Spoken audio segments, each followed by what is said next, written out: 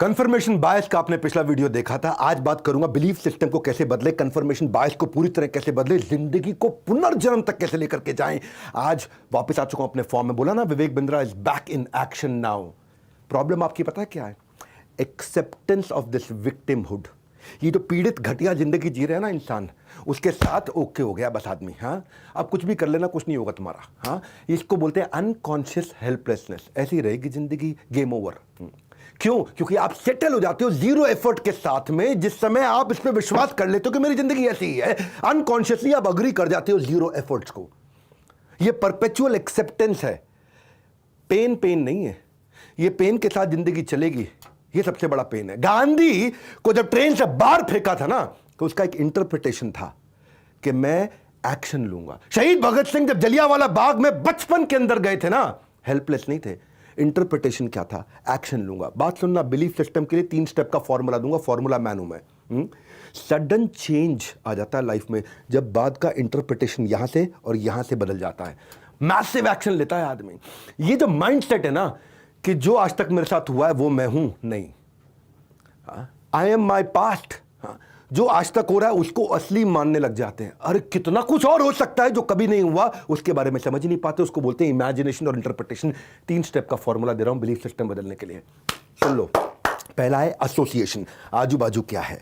दूसरा है इंटरप्रिटेशन, कैसे मैं परिस्थिति को देखूं। तीसरा है एक्शन। ये 3 स्टेप के अंदर जिंदगी बदलेगी। ये वीडियो आपके लाइफ का सबसे इंपॉर्टेंट वीडियो हो सकता है अगर आप अपनी फैमिली, अपनी हेल्थ, अपनी सोशल लाइफ, अपनी स्पिरिचुअल, अपनी बिजनेस की लाइफ, अपनी प्रोफेशनल लाइफ को अच्छा करना चाहते हैं। सवाल यह है कि बिलीफ बदलते क्यों नहीं है? कौन सा बिलीफ ठीक है, कौन सा बिलीफ गलत है, कौन सा बिलीफ रखूं, कौन सा बिलीफ नहीं रखूं? वो सवाल नहीं है मेरे लिए। सवाल है कौन सा बिलीफ आपको ताकत दे रहा है, कौन सा बिलीफ आपको आपके गोल की तरफ बढ़ा रहा है। ये रियलाइज करना है। हाँ, कि बिलीफ जो है ना, सेकंड्स के अंदर आपको बीमार, सेकंड्स के अंदर आपको हेल्दी कर सकता है। क्योंकि बिलीफ एक सर्टिनिटी है, लगता है यही असलियत है। हाँ, ये आपको बहुत पावरफुल बना सकता है। ब्रेनस्टॉर्म करो अपने आप से, जो बिलीफ आपके पास है इस समय, क्या वो आपको एम्पावर कर रहे हैं या आपको डिसएम्पावर कर रहे हैं? आपको आगे बढ़ा रहे हैं, आपको पीछे लेकर के जा रहे हैं? अपनी जिंदगी में जा कर रहे हो? आज अपनी जिंदगी में जिधर भी खड़े हो ना, जो भी अपनी जिंदगी में कर रहे हो, जरा झांक के देखना, क्या कर रहे हो अपनी लाइफ में, कहां खड़े हो अपनी लाइफ में, किस परिस्थिति पे खड़े हो, किस पेडेस्ट्रल पे खड़े हो, कितनी दुनिया आपको जानती है, कहां पे हो आप। ये सब जहां पे भी हो, अपने बिलीफ के कारण हो आप। अपने आप से पूछो, क्या ये बिलीफ किस तरह से रिडिकुलस है? दूसरा, क्या मैं जिससे सीखा ये बिलीफ, क्या उससे सीखना चाहिए था मुझको? तीसरा, इस बिलीफ की क्या कीमत चुका रहा हूं मैं? इमोशनली क्या कीमत चुका रहा हूं? इस बिलीफ के मैं अपने संबंधों में क्या कीमत चुका रहा हूं? इस बिलीफ के कारण मैं अपनी सेहत पे क्या कीमत चुका रहा हूं?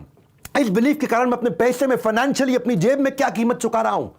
इस बिलीफ का मेरी फैमिली मेरे कारण क्या कीमत चुका रही है? पूछा कभी अपने आप से? गेम चेंज करने आ चुका हूं। Doctor Vivek Bindra is back now. खड़े होकर पावरफुल वीडियोस देख रहा हूं। ये चैनल छोड़ नहीं पाओगे। देख मेरे भाई, कभी भी वो नहीं मिलेगा जो चाहिए आपको। केवल तभी मिलेगा जब केवल वो ही चाहिए। You don't get what you want, you get what you badly want.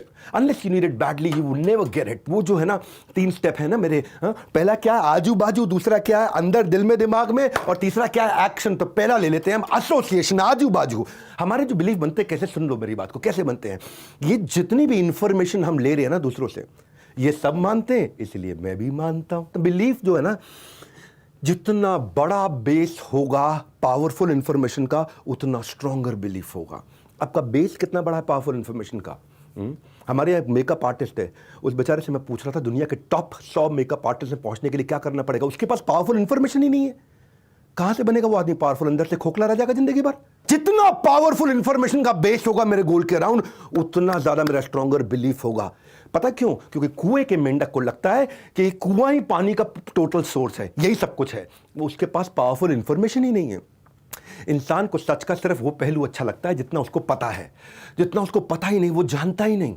आप जानते हो ना, ब्लैकबेरी मोबाइल जो है ना, ब्लैकबेरी मोबाइल के बर्बाद होने का एक कारण क्या था? रिक्वायर्ड रेफरेंस पॉइंट जो था, रिक्वायर्ड एसोसिएशन था, उसको इग्नोर करता रहा। एक समय पर सबसे इफेक्टिव कीपैड के फोन बनाता था, पर टच स्क्रीन के पोटेंशियल को आजू बाजू के पावरफुल इंफॉर्मेशन से समझ ही नहीं पाया। उसको लगा कीपैड फोन इफेक्टिव है, इसी बिलीफ के कारण डाउनफॉल हो गया, बर्बाद हो गया। संजय दत्त आजू बाजू रिक्वायर्ड एसोसिएशन नहीं था, रॉन्ग एसोसिएशन था। करियर सफल, मां का देहांत हुआ, खराब संगति हुई, ड्रग्स के चक्कर में पड़ा, अंडरवर्ल्ड के साथ रिश्ते बन गए। रिजल्ट क्या हो गया? हीरो से विलन, रातों रात खत्म जिंदगी।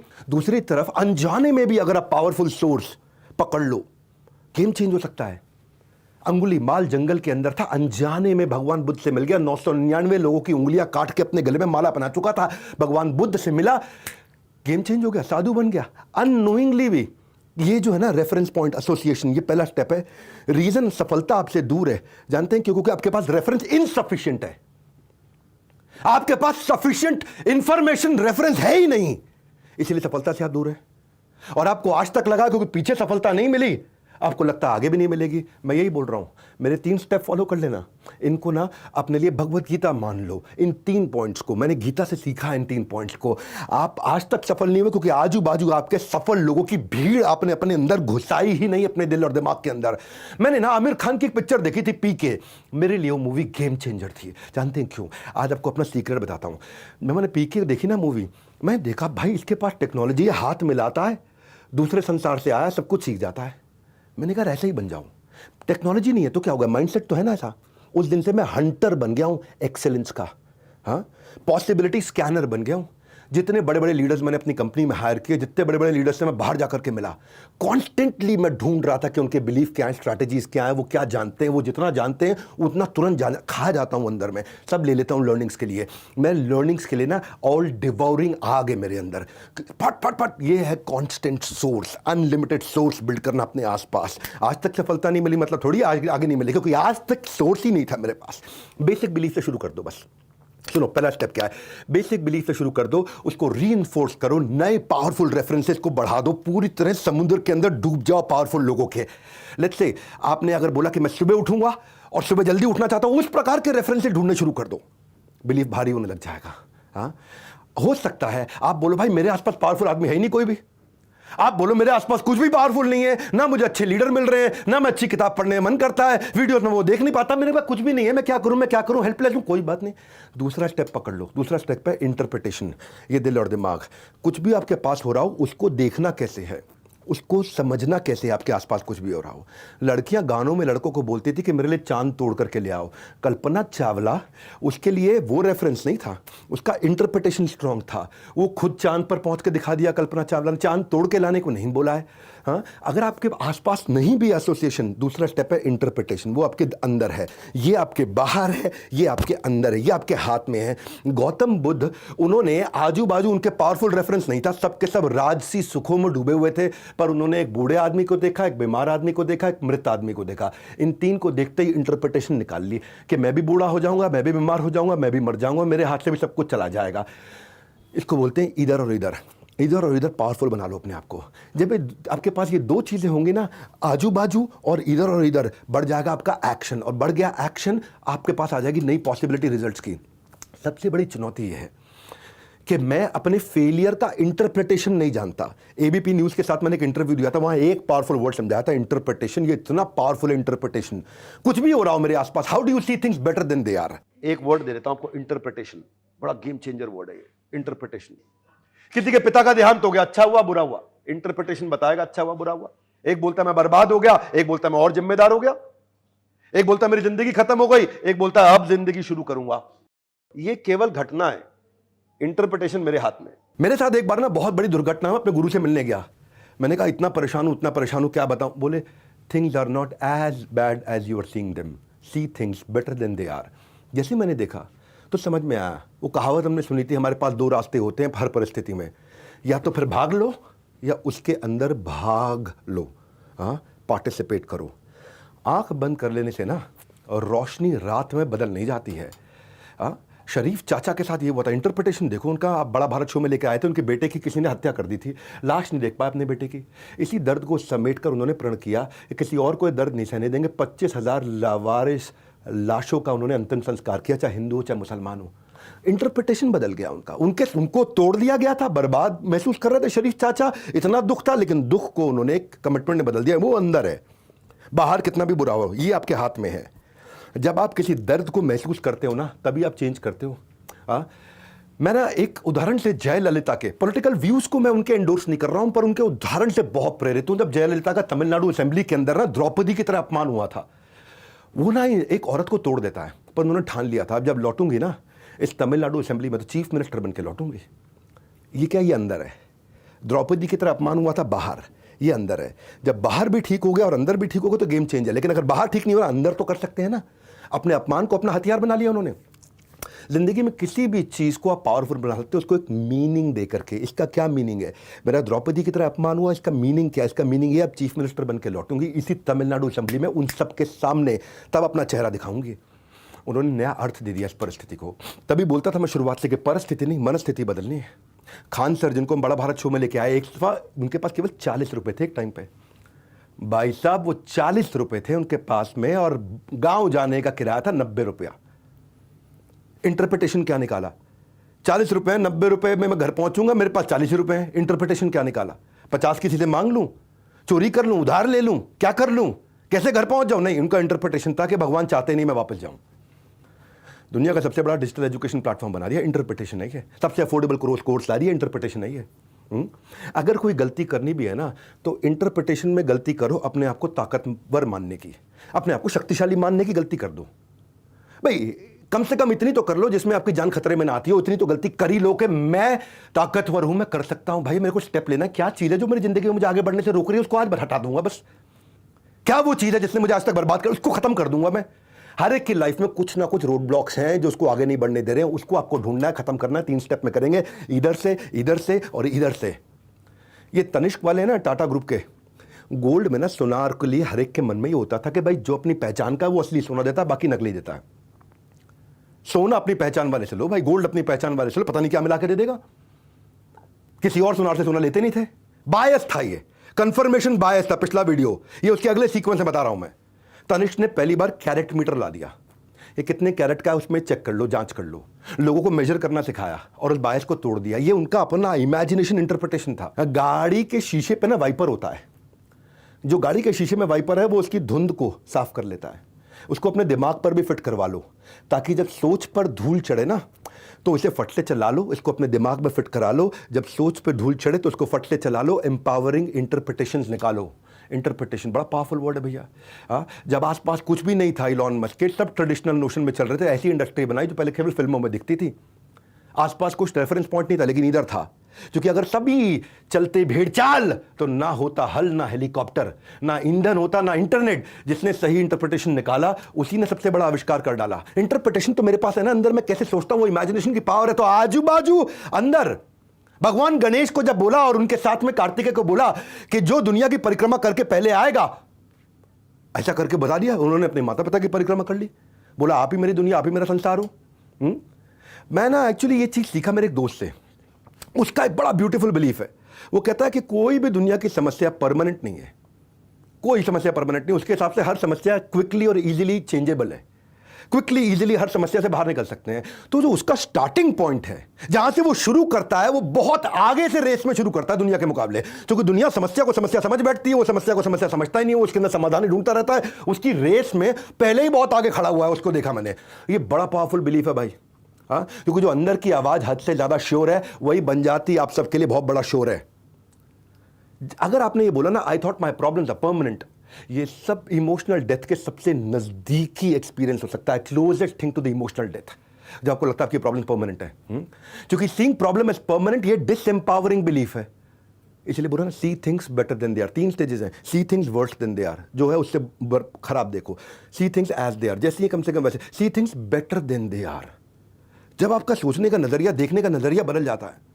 इसलिए 3 स्टेप्स पकड़ना मेरे। हाँ, आजू बाजू एसोसिएशन, अंदर बाहर इंटरप्रिटेशन और साथ में एक्शन। तो मैसिव एक्शन कैसे लिया जाए, तीसरा स्टेप है मेरा।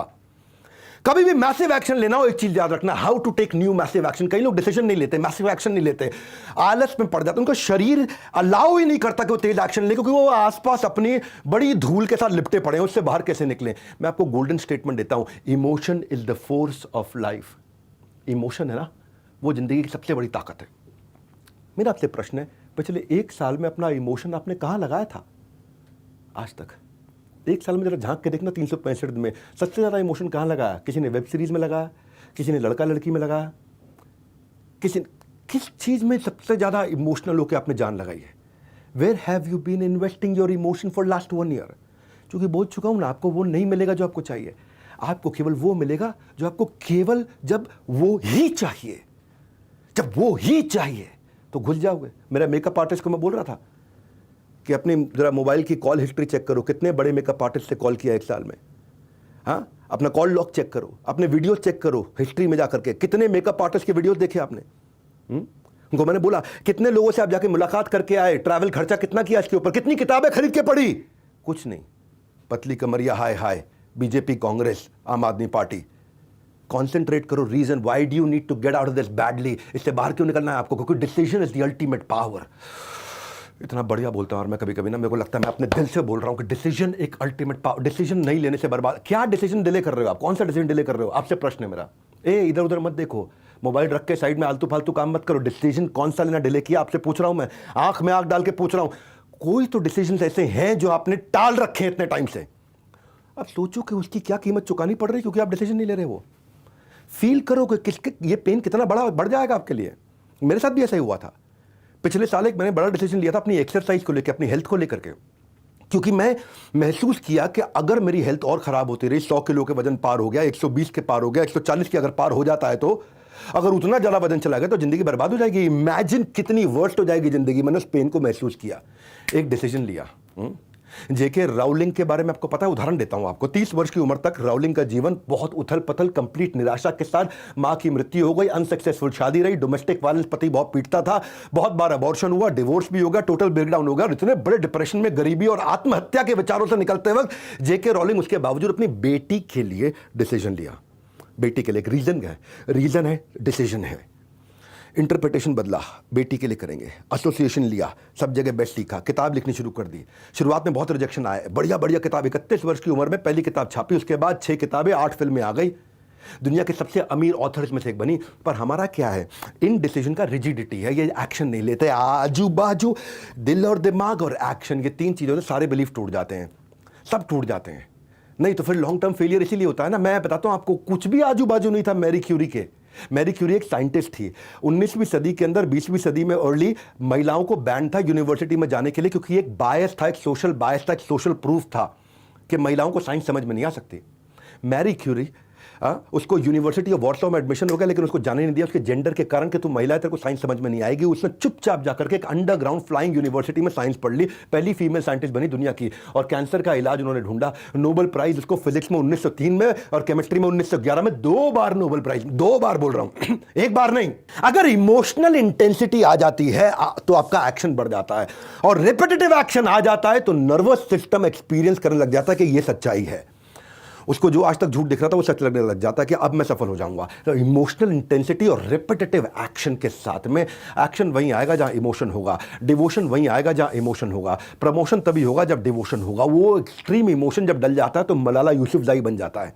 कौन है मलाला यूसुफजई? पाकिस्तान के अंदर तालिबान के खिलाफ गर्ल एजुकेशन को पहली बार प्रमोट किया। कोई रेफरेंस पॉइंट नहीं था, आसपास कोई ऐसा एसोसिएशन नहीं था, लेकिन पावरफुल अंदर का इमेजिनेशन और इंटरप्रिटेशन और एक्शन लिया उन्होंने। अगर आप इस पेन के साथ एसोसिएट करके डिसीजन ले लेते हो। अरुणाचलम के बारे में जानते हो ना, पैड मैन ऑफ इंडिया, जिसने सस्ती लड़कियों के सैनिटरी पैड लो कॉस्ट बनाने की मशीन तैयार कर दी। शूटर दादी को आप जानते हो। ये सब वो लोग हैं जो कोई सहारा नहीं था तब भी इन्होंने अपने आप को बदला था। हर एक्शन जब आप लेते हो वो स्ट्रेंथ देता है आपकी कमिटमेंट को, इसीलिए तीसरा स्टेप एक्शन है। वो आपकी कमिटमेंट को स्ट्रेंथ देता है, आपकी इमोशनल इंटेंसिटी को स्ट्रेंथ देता है, आपकी कन्विक्शन को स्ट्रेंथ देता है। एक्शन लेना पड़ेगा। क्यों एक्शन डिले कर रहा है इंसान?